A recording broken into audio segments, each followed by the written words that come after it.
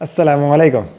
In an effort to make Deen more relatable for us, we are trying to make a series on conflict resolution and how the Prophet ﷺ handled conflict resolution in his time, and what does Islam teach us, how we need to approach these situations once we face scenarios where we have gotten complex family relationships, where brothers aren't talking to each other, sisters haven't met in decades, parents are upset with their kids, and the ties of family are being cut, the ties of friends are being cut, or any form of social interaction that was once very strong is now becoming weaker and weaker. How do you mend that? How do you build those relationships back? This series is an attempt to understand and practice how the Prophet ﷺ built strong family ties, built strong relationships within the community, built strong friendships within the community, and how we can approach them in today as well.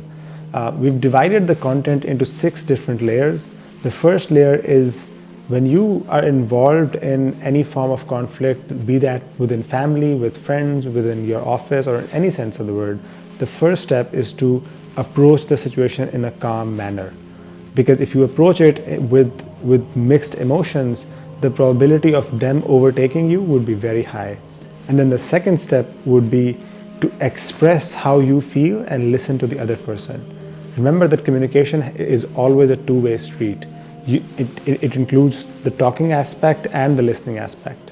So you need to provide enough room to other individuals to voice their opinion, and at the same time you need to voice your own opinion to them as well of how this event has made you feel. Then the third layer includes gratitude.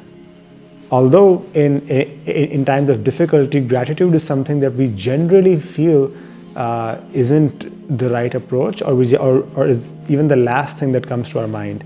But gratitude helps us understand the blessings that we already have, plus it enables us to achieve more as well. We'll talk about all of these things in detail as well. The fourth layer is to then have patience over whatever happens next. Naturally, if you have a conflict with someone and they're very aggressive, they're very high-tempered, the probability of them taking that well might not be very high. So that's where sabr comes in.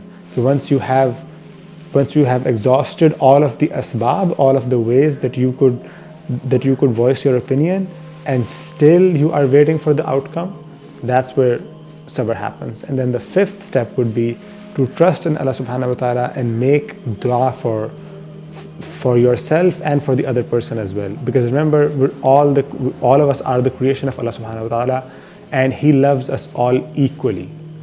And then the sixth and last step is if you find yourself unable to solve the situation effectively, then you need to consult someone. And who is that someone? In Islam, we are taught that if you can't solve a problem by yourself, consult a wise person. Who is that wise person? We'll inshallah discuss that in the series upcoming. Jazakallah khaira.